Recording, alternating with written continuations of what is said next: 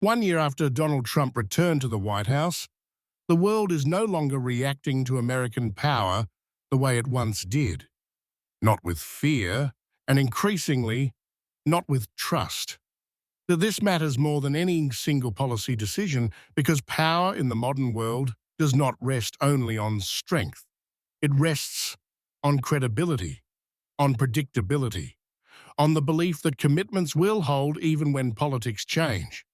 That belief is eroding. A new global survey by a leading European think tank confirms what many governments already feel privately. America is still powerful, but it is no longer the center of gravity it once was. Its adversaries are less intimidated. Its allies, especially in Europe, feel more distant than at any point in decades. This is not about personality. It is structural. Trump's approach to foreign policy is based on a simple assumption that it is better to be feared than loved. Tariffs, threats, abrupt reversals, even territorial hints are used to project dominance. But fear without consistency does not anchor alliances.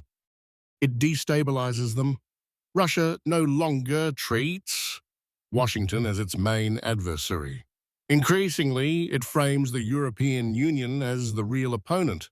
China, meanwhile, treats American pressure as episodic noise rather than strategic constraint. Even within the United States, there is little confidence that American influence will continue to grow. Fear has become theater, and theater weakens power. Nowhere is this shift clearer than in Europe. For decades, Europe lived inside a comfortable illusion. The United States handled hard security. Europe focused on trade, regulation, and internal integration. Trump's return has shattered that division of labor. Most Europeans no longer see the US as a reliable ally. This is not emotional backlash. It is strategic recalculation. Defense spending is rising. Anxiety is rising with it. Europeans are no longer planning on American certainty. They are planning around American unpredictability. And that changes everything. At the same time, something else is happening quietly. China's rise is no longer widely feared. Across the global south, and even in parts of Europe, China is seen less as a threat and more as a necessary partner. This is not because Beijing is benevolent. It is because it is predictable. China's influence grows through infrastructure, industrial dominance, and long-term planning. It does not demand loyalty. It offers continuity. In a fractured world, that is powerful. The war in Ukraine exposes this new reality even more sharply. Ukrainians today are more likely to see Europe, not the United States, as their primary ally. This does not reflect disappointment alone. It reflects durability. Washington's support now feels contingent on domestic politics.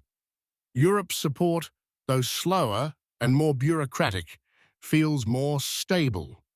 Russia has noticed. Europe has become unavoidable. Yet internally, Europe still doubts itself.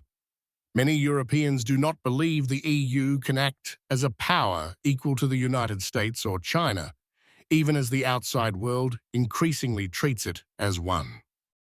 This gap between external perception and internal confidence is dangerous. The United States still has immense resources, military, economic, technological, but influence today is not about assets alone. It is about reassurance. And reassurance requires restraint, not spectacle. By demanding loyalty while offering unpredictability, Washington accelerates the very multipolar world it claims to resist. Europe now stands at a threshold. One path leads to fragmentation, national rearmament without coordination, quiet accommodation to stronger powers. Strategic drift. The other path is harder. It requires political courage, industrial integration, a shared understanding of threat, and above all, the willingness to act as a power, not merely comment on power. Multipolarity does not wait for hesitation. Europe already has the scale, the wealth, and the institutional reach to become a pole in the new world order. What it lacks is confidence in its own agency. The old order is over. That much Europeans already know. The question now is whether Europe will shape what comes next or be shaped by it. If you found this analysis useful, please like the video and subscribe to the channel. And visit WesternRelations.com for deeper political analysis on Europe, power, and the changing Western world. Thank you for watching.